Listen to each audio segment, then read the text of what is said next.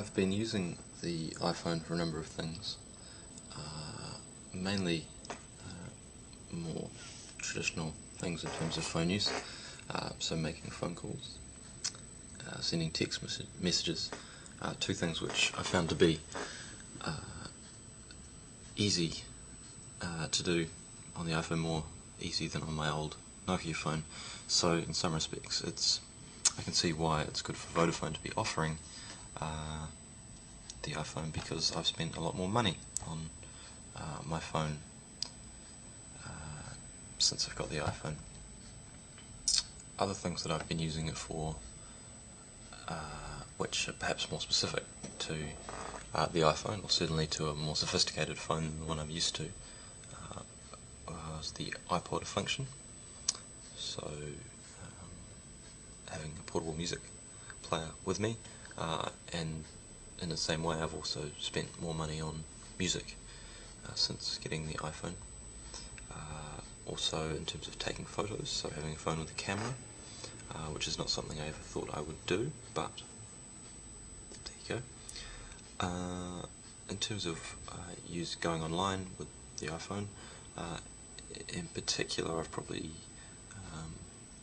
used it most regularly for just checking my email, so through the mail program accessing my Gmail account, which is very easy to do.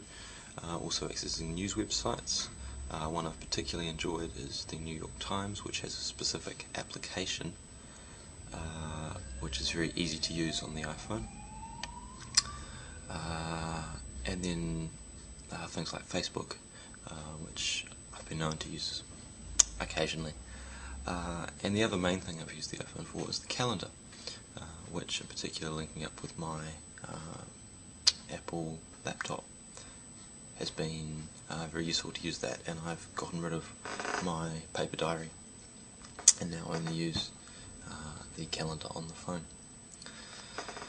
So that's how I've been using the phone. I guess the big question is what the potential is for this device to be useful in terms of the delivery of some of the music courses. A question I'm not going to answer right now. I guess there are two things though that I'm interested in, although they're kind of the same thing. Firstly, I want to know how these devices can improve teaching and learning.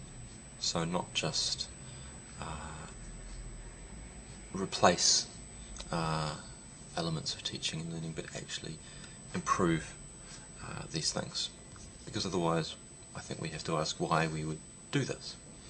Secondly, and I guess this is a similar question really, I'm interested in what the devices can offer aside from the sheer portability and a few very basic applications, what they can offer that this computer can't. Because it seems to me that many of the things that we could do with these devices one can do on a computer, and it's actually easier. So those are two things I'd like to discover, and when I've worked those out, I'll know how that we can use the phone in some of the music courses, which of course is one of the main goals of the iPod, iPhone trial, and I'll try and answer those questions, or at least attempt to, in my next blog.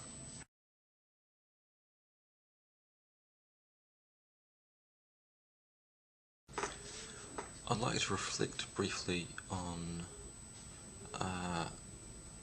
the usefulness, as I perceive it, of the iPhone and Web 2.0 technologies in relation to the courses that I've been teaching in the Diploma of Music. These are very limited reflections based on not much action so far. So far I'd have to say that I've seen little evidence to suggest that mobile 2.0 technologies can deeply enhance the kinds of teaching and learning that I'm currently doing in the Diploma of Music courses. I'm not sure whether that's just to do with the nature of the courses, whether it's to do with my understanding of the technology, or whether it's to do with the actual usefulness of the technology to this kind of course, or in fact to any course. So far I haven't seen a huge amount of engagement from the students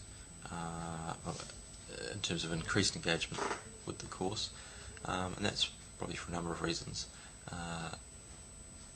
There hasn't been much to do with the technology embedded in the courses yet, partially because only a limited number of the students actually have the devices, and it's very hard and potentially unfair to assess students in different ways or teach them in different ways depending on whether they have this technology or not. So that's a barrier to using the technology in the courses. I've seen the students actually use the technology a lot, but it seems to me to be for things like just using an iPod or making phone calls or looking at websites that may or may not be relevant to their courses. So there are probably three main issues that I have in terms of integrating the technology into my courses. Firstly, one that I've already mentioned, which is to do with the number of students that actually have the mobile devices, and I have real issues with assessing and teaching different students within the same course differently because they have or don't have the mobile devices. There's real issues of fairness there that I think one has to consider. Secondly, I think in terms of how these tools are used for assessment, I'm not sure of fair ways to do that. And probably most importantly, to do with the actual application of the technology, how this actually adds to the learning experience. Does it do it? Can it do it? I'd like to think so. I've yet to see evidence that it can. So my teaching hasn't changed much as a result of having the technology. I would like to think I'll use it more once I get to understand it better. But at this stage I'm still not entirely sure how it can improve the students' learning, which is what I'm really interested in.